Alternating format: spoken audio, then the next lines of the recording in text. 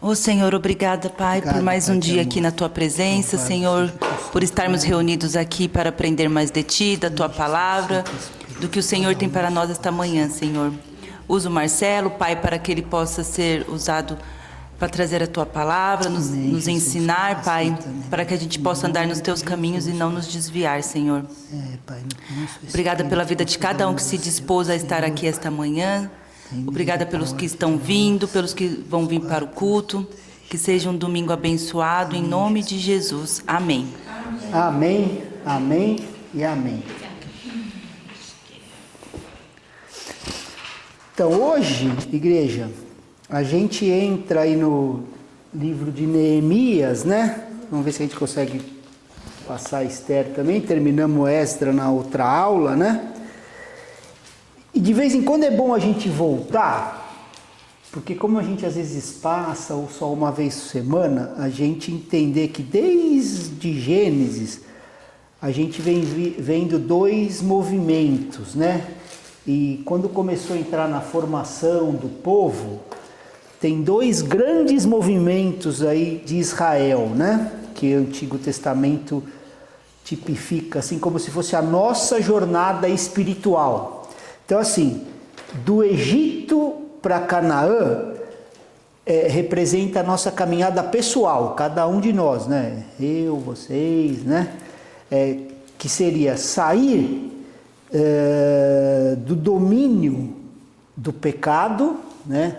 Do inimigo e tal, para atravessar, né, o Mar Vermelho, simbolizando o batismo, ou melhor, um novo nascimento, para uma vida de vitória, né? Estou falando isso no espiritual, né? Não é a vitória que o pessoal prega aí, né? É a vitória de verdade, né? Então, de Egito a Canaã faz essa tipificação, representa a nossa caminhada individual. E da Babilônia para Jerusalém é o movimento corporativo, ou seja, a igreja, né? Saindo de um sistema corrompido, né? Um sistema doente, egoísta, para a edificação do corpo de Cristo, né? Então a gente tem esses dois movimentos, esses dois espíritos que a gente precisa estar atento, né? O espírito da Babilônia e o espírito de Jerusalém. Bom dia! Então a gente vê tanto na jornada pessoal, né, que a gente tem que entender que cada um está num processo, né, numa certa distância desse caminho, né, do Egito para Canaã, e corporativo, a gente tem que entender esse movimento sempre, saindo da Babilônia, indo para Jerusalém, como a igreja, né? Então é um movimento corporativo que sai o povo desse sistema que é corrompido para a edificação do corpo.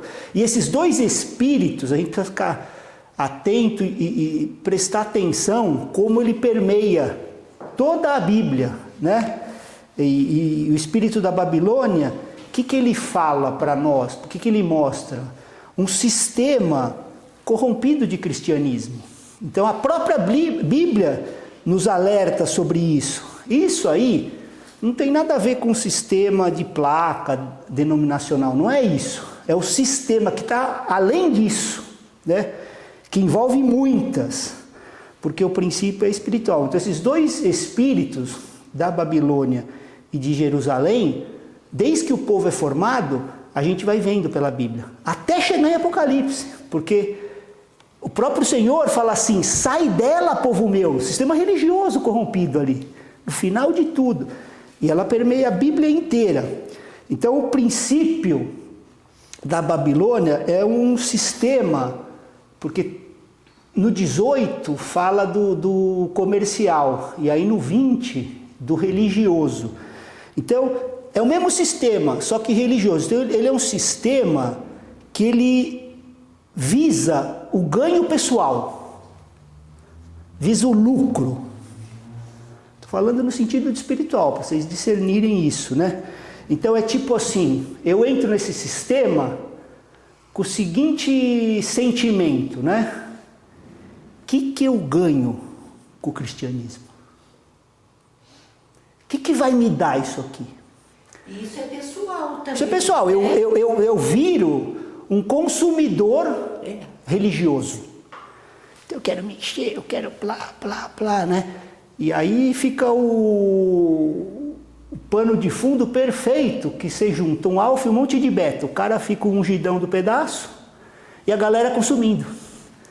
E a galera falando, o que eu ganho com isso? Porque ele está falando que nós vamos ganhar. Espiritual, né?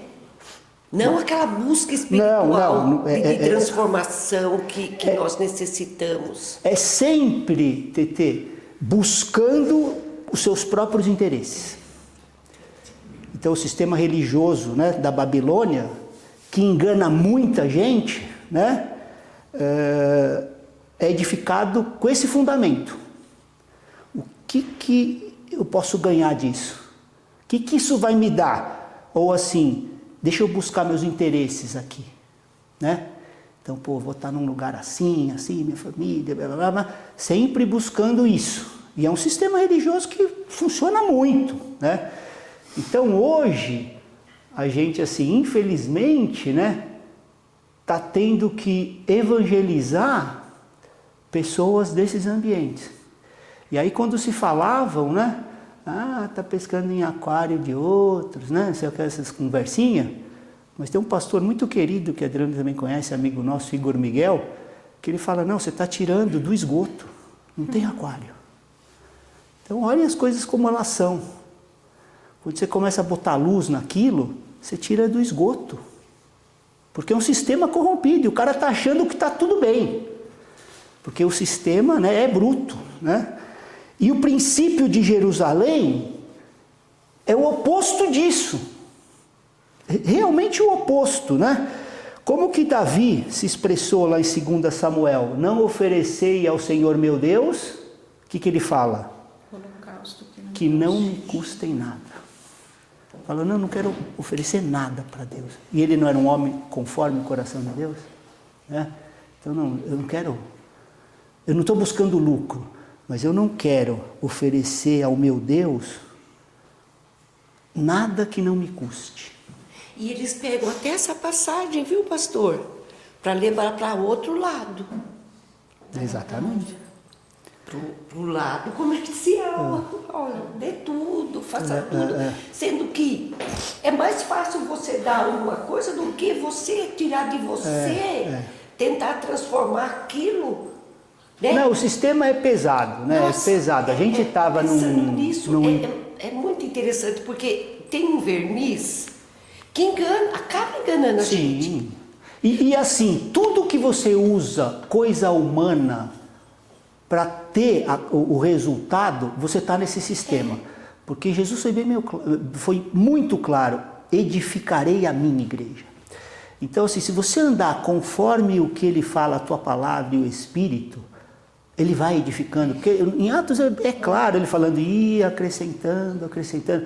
Quando você usa métodos de formação e de network e blá blá blá, né? Os caras fazem curso na Disney, como encantar o cliente e tal. É claro que você está nesse sistema, né? E a gente esse final de semana, né? Eu e o Marcos estivemos num encontro aí de fraternidade de igrejas, né? Tinham 50 e poucos pastores. E a gente via essas coisas. Tem um rapaz lá que ele saiu assim do trono maior dessa loucura, porque ele era o herdeiro do Terra Nova. Ele chegou a ser ungido lá, porque o cara não vai perder a boquinha, a igreja milionária, um sistema doente, corrupto, né? E chegou a ungir ele e a filha, né? Lá o próximo do trono, blá, blá, blá. Só que o menino começou a abrir os olhos, né, para o poder do evangelho e do Espírito, falou, não, cara, isso aqui é loucura. Só que para ele sair, ele teve que fugir do país, ele ficou 1 ano e meio fora, de tamanho que foi a loucura. Você imagina a potencialidade, porque muito maior do que um Bola, do que uns outros, e o cara tá ali como herdeiro do trono, né, na babesca e tal, e você sair de um negócio desse. O que não é? Então o menino ficou foragido 1 ano e meio, de tamanho era a pressão na casa dele. Ele falou, cara, só não matam porque é filha do cara, porque senão até mataria o cara. Tamanha que é a loucura. Nesse caso, né, dos espíritos, né, do princípio da Babilônia e de Jerusalém, há sempre um fardo da reconstrução. Sempre um fardo, né? Então a gente precisa entender que nesse movimento de retorno, Deus levanta homens. Quando eu falo homens, vocês não precisam ficar repetindo toda hora, né, que é o ser humano, sim, né? Com diferentes fardos, né? E Zorobabel e Josué, eles participaram nesse fardo de reconstrução como a reconstrução do templo. Vamos ler Esdra 3, versículo 8. No 2º ano, depois que eles voltaram à casa de Deus, em Jerusalém, no 2º mês, Zorobabel, filho de Sealti, e Jesua, filho de Josadaque, e seus outros irmãos, sacerdotes e levitas, e todos os que voltaram do cativeiro a Jerusalém, puseram mãos à obra e constituíram levitas com mais de 20 anos para supervisionar a reconstrução da casa do Senhor. Então, aqui é filho de Sealtiel, né? Quando tanto Josué como Zorobabel participaram disso, né? Então, cara, precisamos reconstruir a casa do Senhor, né? A gente está vendo assim o tipo e o antítipo, né? O que é primeiro é o natural, depois o espiritual, a gente trazendo para o nós, né? Então eles voltaram do cativeiro e puseram mãos à obra e constituíram, né, levitas com mais de 20 anos para a reconstrução da casa do Senhor, né?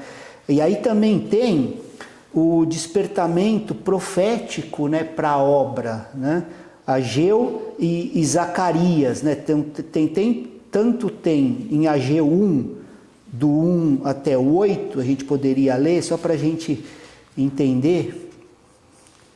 No 2º ano do reinado de Dário, no 6º mês, no 1º dia do mês, por meio do profeta Ageu, a palavra do Senhor veio a Zorobabel, filho de Salatiel, governador de Judá, e a Josué, filho de Josadaque, o sumo sacerdote, dizendo: Assim diz o Senhor dos Exércitos, este povo diz, ainda não chegou o tempo em que a casa do Senhor deve ser reconstruída.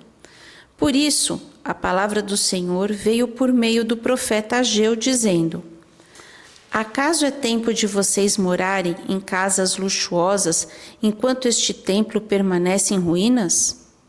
Portanto, assim diz o Senhor dos Exércitos: Considerem o que tem acontecido com vocês. Vocês semearam muito e colheram pouco. Comem, mas isso não chega para matar a fome. Bebem, mas isso não dá para ficarem satisfeitos. Põe roupa, mas ninguém se aquece. E o que recebe salário, recebe-o para colocá-lo numa sacola furada. Assim diz o Senhor dos Exércitos: Considerem o que tem acontecido com vocês. Vão até o monte, tragam madeira e reconstruam o templo. Dele me agradarei e serei glorificado, diz o Senhor. Então, aqui mostrando, né, espiritualmente o que acontece, né, com a igreja do Senhor, né? A casa do Senhor deve ser reconstruída, né? E aí a palavra do profeta vem exortando, né? Tipo assim, aonde que nós estamos colocando o nosso coração, né? É nas coisas, né? Porque o templo está em ruínas. E a gente tem que trazer no sentido, né, espiritual para a gente, quando a gente está na obra da igreja do Senhor, né? Aqui é o sentido espiritual para a gente, né? O despertamento profético nesse sentido é isso, né? Quando fala assim diz o Senhor, né? Tipo assim, onde vocês estão, né? O que está ocupando, né, o desejo de vocês? Onde vocês estão colocando os seus esforços, né? Porque uma coisa, legal, participo da obra. Aí você vai lá uma vez por mês e bota uma pedrinha assim no muro, né? E tira foto, né? Faz a selfie. Então é nesse sentido que ele está falando, né? E aí ele fala assim, vocês não estão percebendo o que está acontecendo com vocês? Né? O Senhor fala. E aí ele fala, cara, vão para o monte, né? Traz o material. Vocês estão tentando ver no espiritual o que acontece aqui no físico? Vai para o monte, né? Tipo, vai para o secreto. Traz o material. Você não vai achar nas coisas que você está buscando, né? Nas coisas do mundo. Porque não tem, né?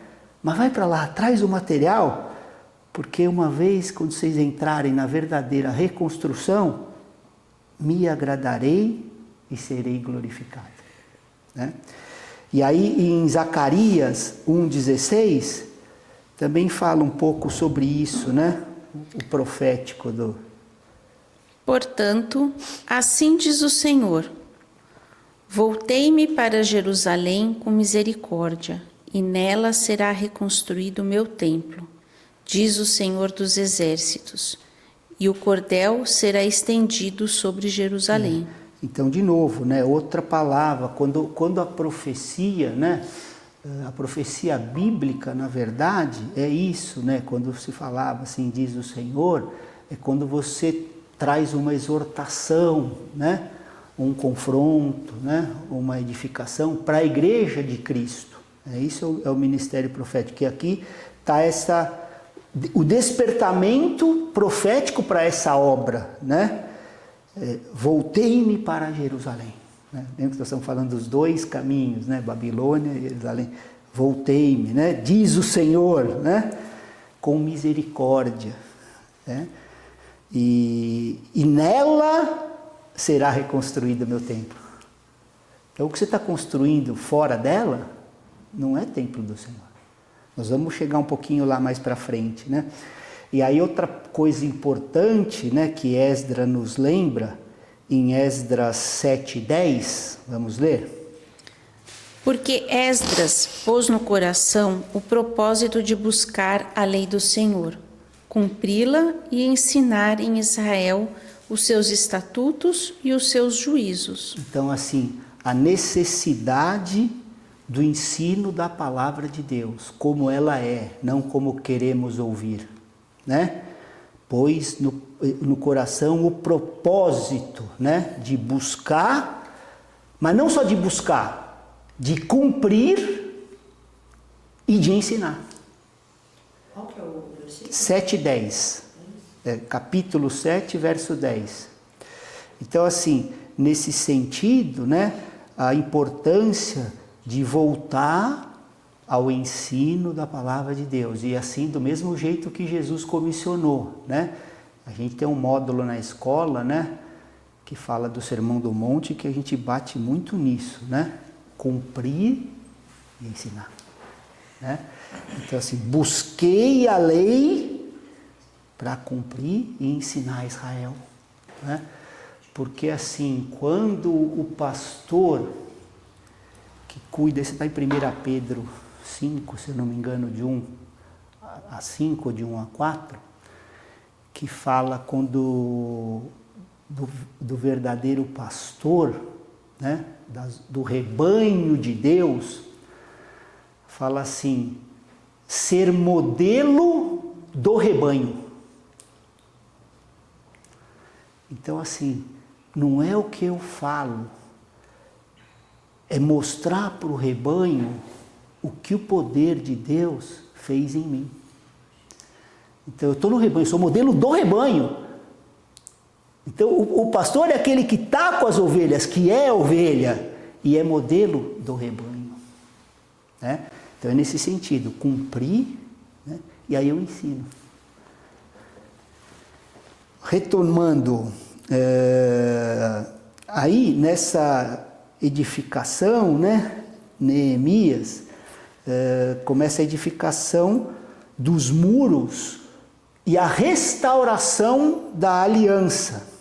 A situação de Jerusalém né? Neemias estava lá em Suzã, que era a capital, e servindo aquele rei Artaxerxes, né?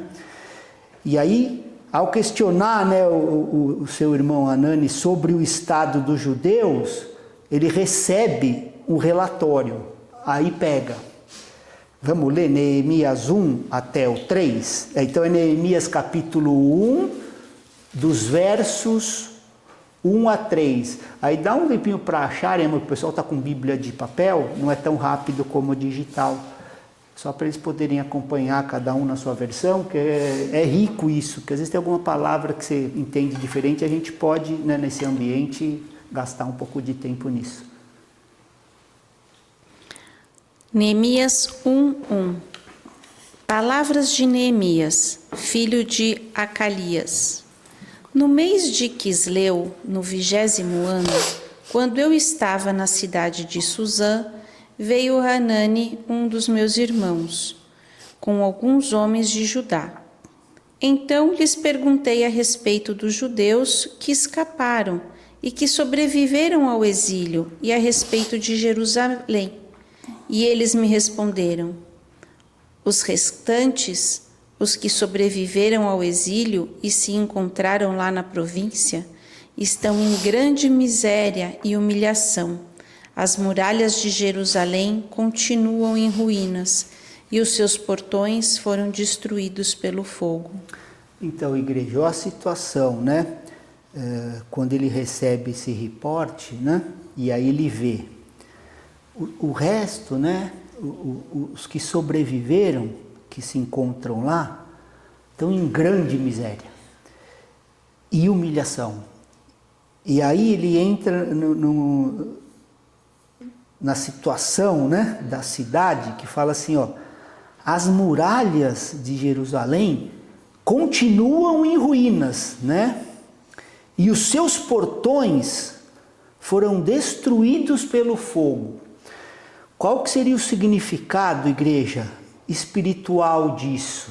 Se a gente abre aquele texto de Isaías 60:18, que ele fala muros de salvação, né? Então a gente lê: aos teus muros chamarás salvação, né? Então assim, os muros representam a separação do mundo e a segurança.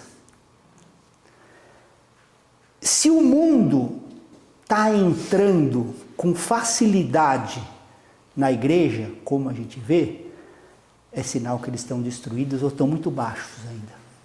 Eu estou até trabalhando, mas ainda estou... Esse é o significado. E a maioria desse sistema religioso, os muros estão desse jeito. Não é comunhão, é network, né? Não é empatia, é interesse, é ganância. Ganância, quem está na igreja é porque quer e tal, e blá, e tal, vou fazer prova com Deus, e ele vai, e avisa, o quê, né? Então chega ao ponto de eu orar com as propinas que está me dando os negócios errados, né? Nesse nível, né? Os caras envolvidos em escândalos aí, orando lá, porque eu fiz prova com Deus e Deus está me dando, né? Então assim, entrando coisas do mundo na igreja, sinal de muro baixo ou destruídos, né? E nesse mesmo verso de Isaías 60:18 fala: e as tuas portas, louvor, né? Então o lugar de autoridade, né? O lugar de celebração. Então as portas queimadas, o que significa? Que a igreja não tem verdadeira autoridade ali. Ela pode ter controle, manipulação, né, domínio, mas sem autoridade, sem o verdadeiro espírito de louvor. Porque não é o Senhor que está lá. Então, quando fala de muros, né, em ruínas e portões destruídos, é esse o sentido aí de Isaías 60:18. Espiritualmente, que acontece com a igreja, né? E aí a gente vê a reação de Neemias, né? A partir do verso 4, quando ele ouviu o relatório, olha a reação dele. Neemias 1:4. Tendo eu ouvido estas palavras, assentei-me e chorei, e lamentei por alguns dias, e estive jejuando e orando perante o Deus dos céus. Então, Neemias, ele era um homem que ele tinha o trabalho secular, né? Vamos usar esse nome, mas acho que é o que cabe melhor, né? Ele era copeiro do rei. Só que ele tinha esse fardo espiritual.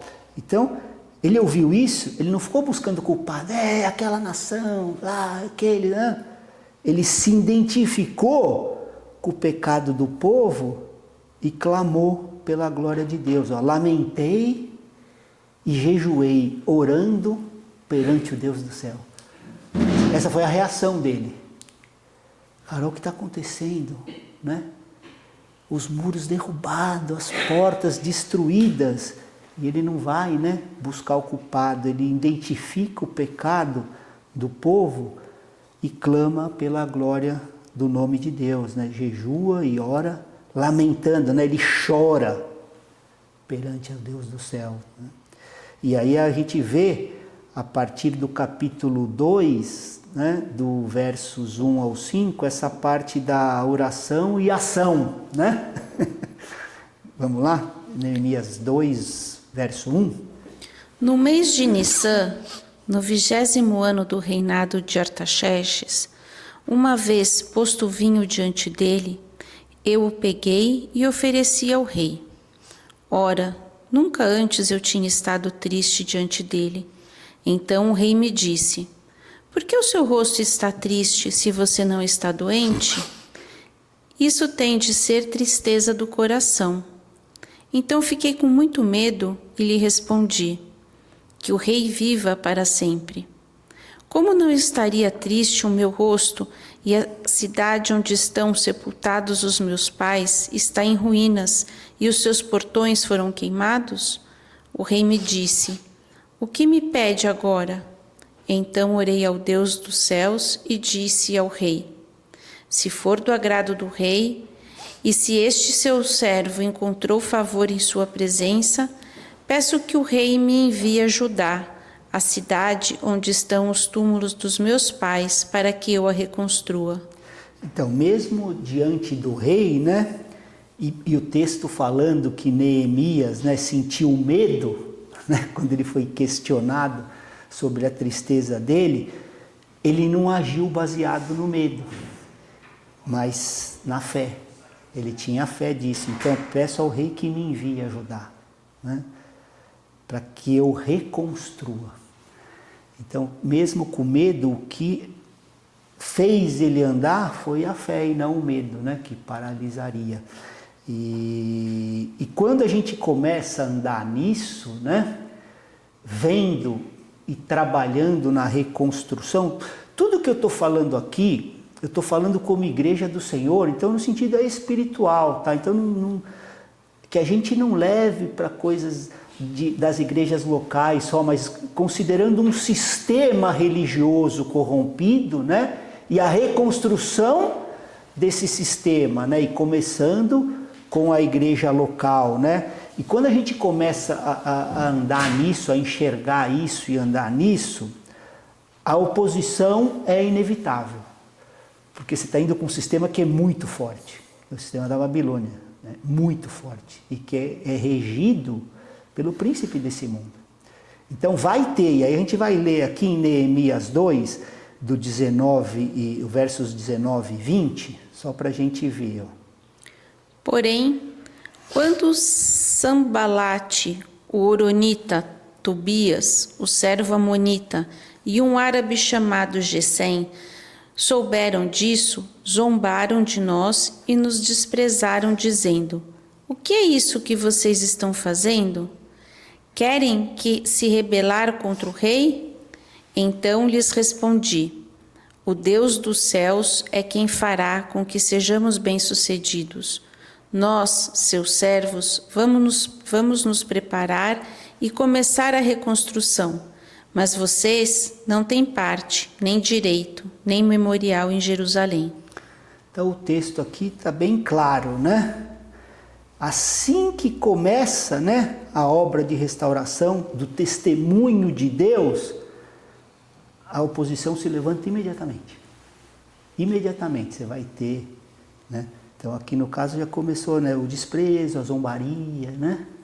E aí o Deus do céu é que fará, né, com quem sejamos bem-sucedidos, né? E aí Neemias, né, começa a liderar esse movimento de reconstrução, organizando já, né? Então, no capítulo 2, no verso 20, olha o que ele fala, né? O Deus dos céus é quem nos dará bom êxito. Nós, seus servos, nos levantaremos e edificaremos. Então ele começa a organizar, né, os servos. Nós vamos começar a levantar, vamos edificar, e mais para frente, em Neemias 3, capítulo 3, no verso 1. Então o sumo sacerdote Eliasibe se levantou com seus irmãos, os sacerdotes, e reconstruíram o portão das ovelhas. Eles o consagraram, colocaram os portões no seu lugar e continuaram a reconstrução até a Torre do Sem e a Torre de Hananel. Então, Neemias não era apenas, né, a gente viu nas passagens anteriores, né, ele orando, jejuando, mas ele não era apenas, né, um homem de jejum, oração. Ele era um organizador, né? Ele trabalhava bem nessa administração, ele motivava as pessoas. Por quê? Porque ele mesmo trabalhava. Então é o líder servo. Então ele motivava as pessoas. E aí no capítulo 3, a gente vai ver a grandeza, né, da liderança dele, que ele tirou os líderes, né, da zona de conforto, né, das cadeiras de supervisão e tal, para pôr a mão na massa mesmo, tipo para sujar a mão, né? Até o sumo sacerdote, né, que era o homem mais importante da cidade, foi trabalhar na reconstrução. Olha o que ele fez. Entendeu? Ele envolveu, né, todos nisso. Neemias 3:1. Nós já lemos. Aqui, ó. Então, o sumo sacerdote, né, Eliasibe, se levantou, seus irmãos, os sacerdotes, reconstruíram os portões. Então, ele envolveu todo mundo, né? Ele conseguiu criar essa unidade e cooperação de todos, né, com a escola do exemplo, né?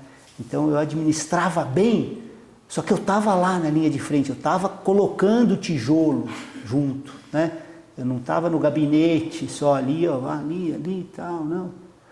Então, um modelo, né, de liderança, né? No verso 12, Neemias 3:12, tem assim uma expressão, né, que vai se repetir por todo o capítulo 3, na verdade, né? Que se vocês lerem em casa, né, que aqui a gente não tem tempo de ler inteiro, né? Ao seu lado, ou depois dele. Várias vezes aparece isso, né? Então, assim, não tinha brechas, porque todos trabalhavam juntos lado a lado, sabe? Era um trabalho de reconstrução, não era obra de um homem, né? E havia lugar para todos, né? Então, desde os oficiais, né, mais os sêniores, os sacerdotes, até as filhas, que é o Neemias lá 3:12. Ao lado dele, quem fez os reparos foi Salum, filho de Aloés, governador de outra metade do distrito de Jerusalém, ele e as suas filhas. Então vocês estão entendendo na magnitude do movimento? Então o sacerdote lá construindo, governador, as filhas, né? Trabalho de Neemias, né? Que saiu de lá, sentiu o fardo, se compadeceu, falou, não podemos deixar assim, né? E aí, o que acontece, né? Vem a oposição externa, né? Tipo, Satanás fica furioso, né?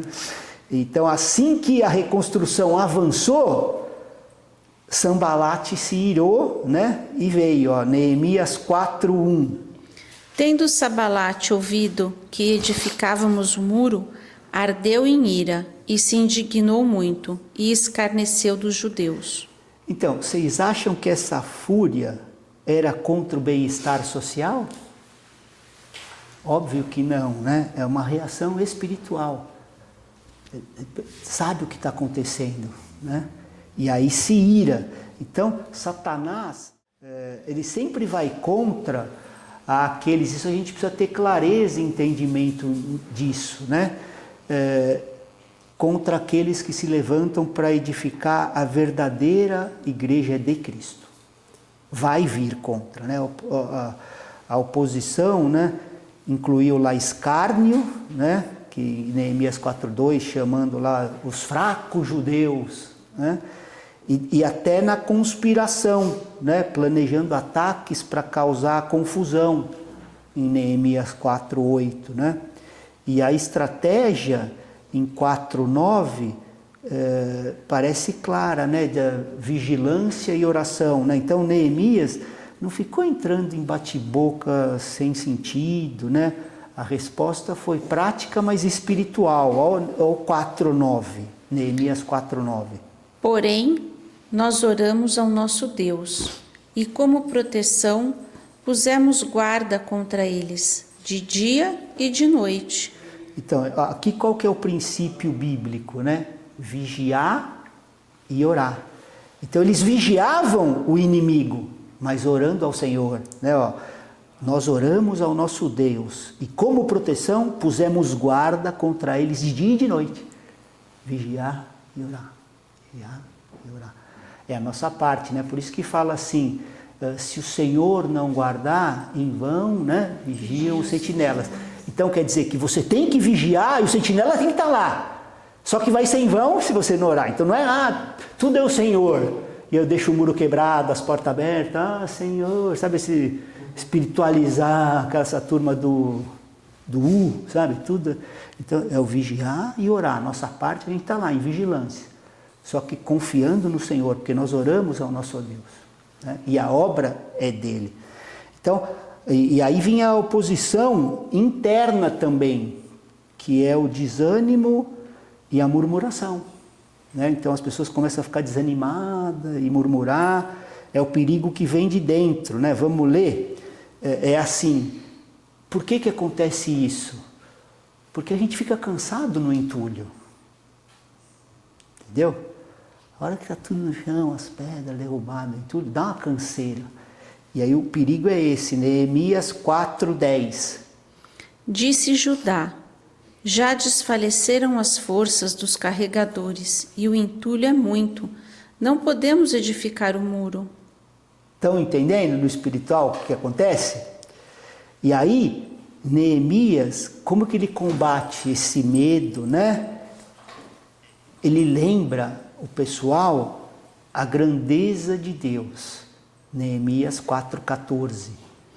Não os temais, lembrai-vos do Senhor, grande e temível, e combatei pelos vossos irmãos, vossos filhos, vossas filhas, vossa mulher e a vossa casa.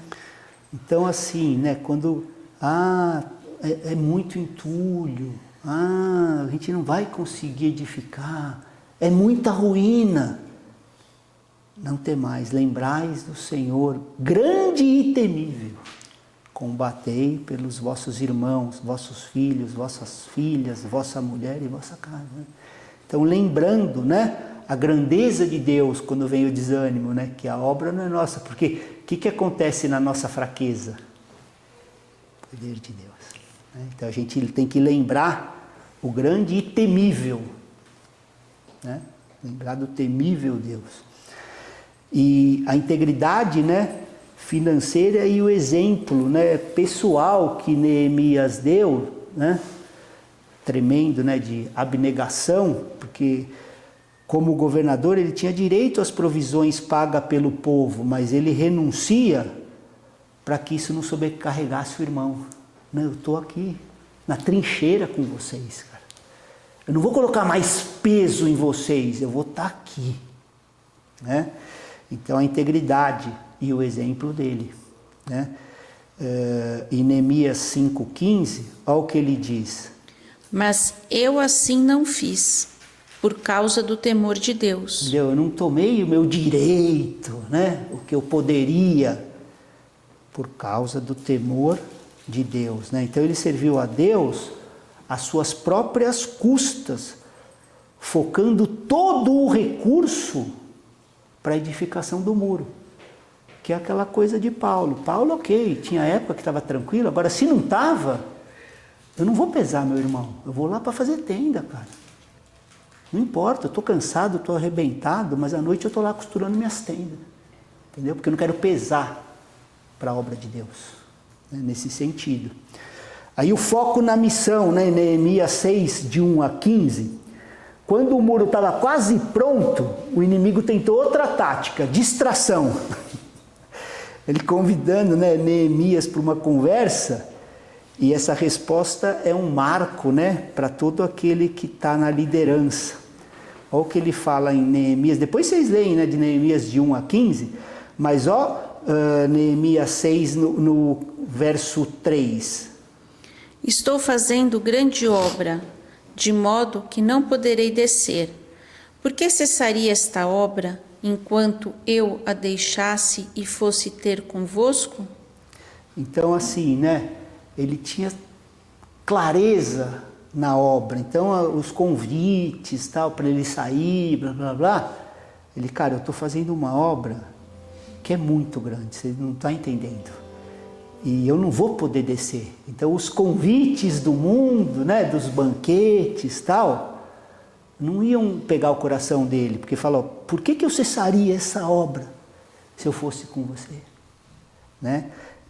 E o resultado dessa persistência foi extraordinário. No verso, eu estou em Neemias 6, né? No verso 15. Acabou-se, pois, o muro aos 25 de Elu, em 52 dias. Então, o que não foi feito em 90 anos, um homem com um fardo no coração real, né, fez em menos de 2 meses. 90 anos. E ele em 52 dias reergueu e reconstruiu os muros e os portões de Jerusalém. Né? Então, o zelo pela pureza, pela integridade da casa de Deus não pode sair nunca do nosso coração. E preservar os muros, né, e os portões, entendendo lá em Isaías 60:18 o que eles são na verdade, né? E a gente está sempre, né, atento nisso, vigiando e orando, como Neemias, né? E aí ele expulsa, né, Tobias, né, joga fora os móveis lá de Tobias para dentro da câmara do templo. Isso está em Neemias 13:8, né? E aí ele começa, né, a restaurar as coisas que haviam se perdido, né, o zelo pelo sábado, né? Ele repreendeu os nobres e ameaçou usar até a força contra aqueles que estavam profanando o dia sagrado do Senhor, né, que estavam fazendo daquilo um comércio. Está em Neemias 13:21. Eu estou acelerando para a gente finalizar, porque a semana que vem eu quero entrar em Esther, que está bem ligado a esse livro, e aí a gente não entra nele hoje para começar a entrar na semana que vem, né? E aí ele começou a ver o... Vocês querem ler o texto? Falou que lindo, quer ler? Qual texto lindo? 13:21? É. Você não pôs aqui, eu estou sem a minha Bíblia. Eu estou com ela aqui. Protestei, pois, contra eles e lhes disse: por que passais a noite defronte do muro?